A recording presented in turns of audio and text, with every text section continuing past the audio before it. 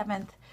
I have been away for an extended amount of time for multiple reasons, but these last couple of weeks have been a little hard, and excuse the bags under my eyes because it's been a little emotional.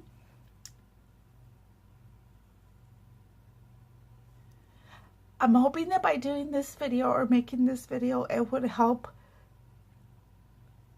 others understand what has been going on. Let me get myself together. I have my daughter. I have 2 children, and I have my son and my daughter. And my daughter currently lives with us. She just had a birthday. She is now 29. You know, our children are our children. It doesn't matter how old they are. My daughter has been diagnosed with 3 conditions. And over the last, let's say, 2 weeks or 10 to 12 days, it has been like an emotional roller coaster for her and for us. She was currently admitted twice within a week's time. The first time she was admitted in one of our large local hospitals here. She was admitted for 1 day, just pretty much overnight, or a day and a half. And then the second time she was admitted for 2.5 days. My daughter currently has, or she has, a form of mental illness. Her diagnosis is bipolar depression / anxiety. So I am not a professional at any of these diagnoses, nor do I know them, nor do I understand them. I do suffer from a couple of those, mainly anxiety, but that was during school, and sometimes I do still have it, but not as severe as she does.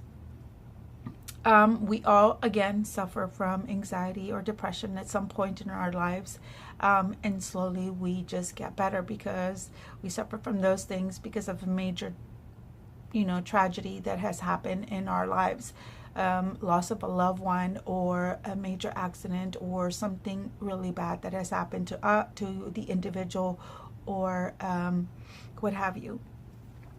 So I have pretty much tried to search in my book those 3 definitions, and there's different levels of it, and I'm not going into great detail or anything like that. I'm just pretty much explaining my daughter's condition and what I have seen with my own eyes. So anxiety, let's just go ahead and start off with that. Anxiety is a normal response to stress. It's a subject experiencing that includes feeling of apprehension, uneasiness, uncertainty, or dread. Occurs as results of threats that may be misinterpreted, or as a result of a threat to identity or self-esteem. And of course, there's different levels. There's a mild, moderate, severe, and panic. Really, really quick.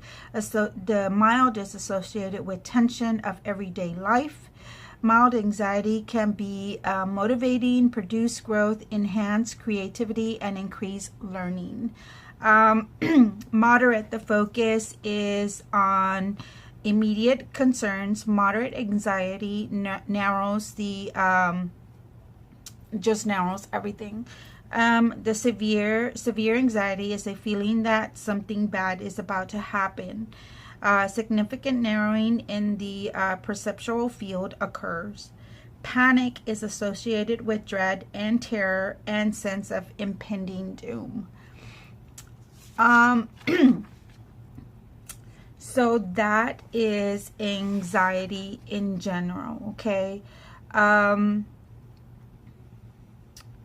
Now, the bipolar disorder is characterized by episodes of mania and depression, with periods of normal moods and activities in between. So that is pretty much bipolar, and of course there is different levels of it, and from what I understand is 1 to depending on the manic episodes that the individual is feeling. Usually with bipolar, they go through a manic stage. Of course, it is like a level of anxiety, and then like depression, anxiety, and then they go through this manic stage. The manic stage is like the most dangerous stage, where they are the individual goes out and feels invincible, and they are capable of doing anything and everything. And that is a dangerous zone. And that is a zone that you do not want you don't want that individual to go to. And my daughter has been in that stage more than once. But this last time was a little bit more scarier, because at that point, the last 2 times, which the manic stage has just has gone like up and down, up and down, up and down, but I feel that she was still in a manic stage. And that is where it's self-harm, is very daring, wanting to do things that is like not the norm for an individual. So that is very, very scary. So the mania becomes quickly angry, delusional, distracted by environmental stimulants, fights of ideas, inability to sleep yet still active, and unlimited energy, urgent motor activities, pressured speech, initiation of activities, inappropriate dress. So it's like they are not themselves. It's like multiple personalities or their multiple personalities are all coming out at one time, and that is again a very scary stage. So, and then now, as far as the depression is concerned, is depression affects feeling, thoughts, and behavior as well. So there is also 3 stages of depression, and there is a mild, moderate, and severe. The mild, I'm sorry, I don't have my glasses and they broke, so excuse me here if I don't look up at the screen as often. Mild depression triggered by external events and experience follows the normal grief reaction that normally lasts less than 2 weeks. Symptoms are feeling sad, feeling let down and disappointed, feeling less alert, irritability, those kinds of things. Now, the moderate depression persists over time. Low self-esteem, helplessness, powerlessness, may experience intense anxiety and anger, sleep disturbance, social withdrawal, menstrual changes, increased use in alcohol and drugs. I will say that I have been very blessed that my daughter has not been at that stage, and I'm going to try my hardest to keep my child from getting to that stage.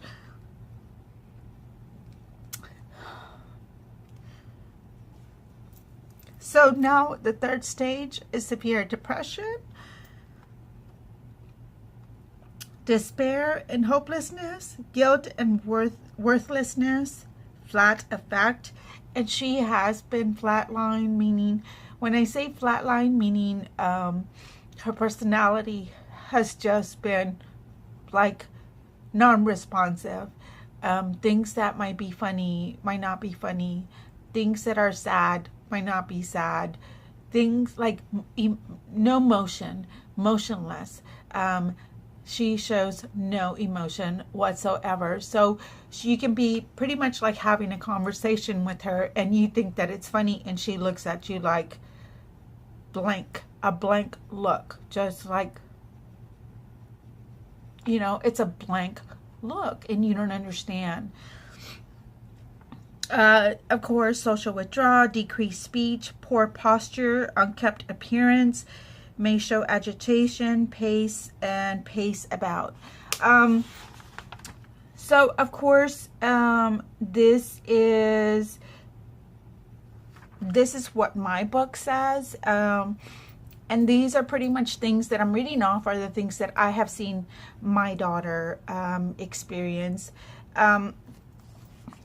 And the look that the individual has on their face or their eyes is like the look of that the individual is seeking for help. Or I'm just going to say my daughter. I'm not going to say individual because this individual is my daughter. The look of loneliness, the look of fear, the look of like, oh my gosh, get me the heck out of this body. This is not who I am. The look of just fear in general is just overwhelming to see your child or my child go through. It is overwhelming. But as a parent, I have to be strong and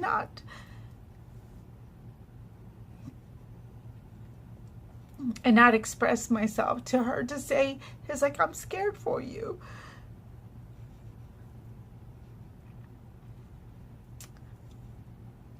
Ooh, it is a very, very scary feeling, and it is just a little overwhelming.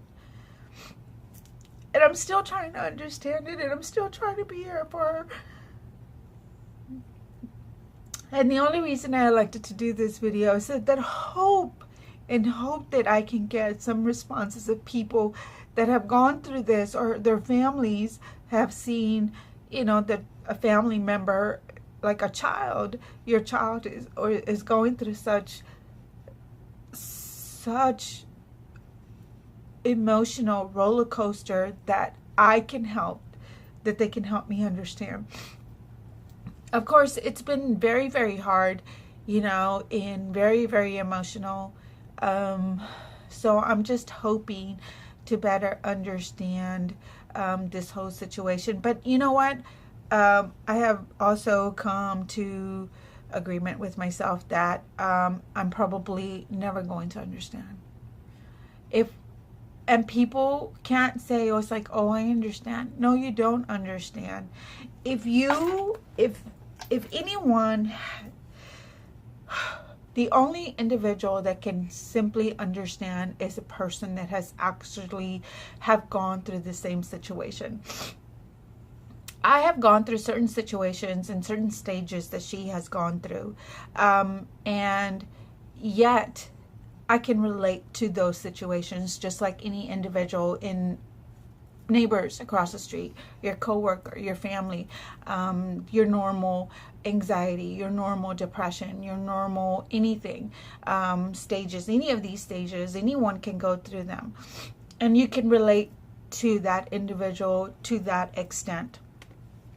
But when you see the individual's eyes and you see this, my child, she is just, she's, I'm not going to say she's a hot mess because, and when I say she's a hot mess, and I mean it in a good way, honestly, she is very funny.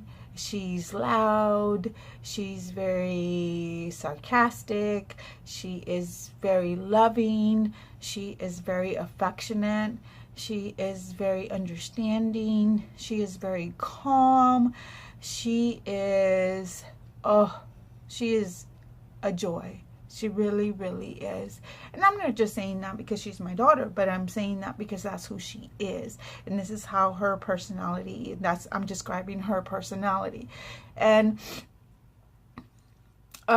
this last time, not this last time, but the time before she was admitted, the doctor said it's like to remove all her medications because she was seeking help, but she was also having thoughts of self-harm. And that's what scared me, because it's like, what? You're thinking about hurting yourself? Why? Like, you don't understand. An individual doesn't understand these thoughts that a person might be going through, because you don't know. You don't know what the feelings are, the fear and the chemical imbalance of this individual's brain and body, that you just don't know what's going on with them mentally. And this is just pretty much like just a video that I wanted just to share with you. And I'm hoping that people respond so that I can read the comments and to see what everyone or how they have handled this type of situation. My daughter's at home. She came home last night, and I'm just really excited about that. But I just want to let you know that many individuals out there are not alone.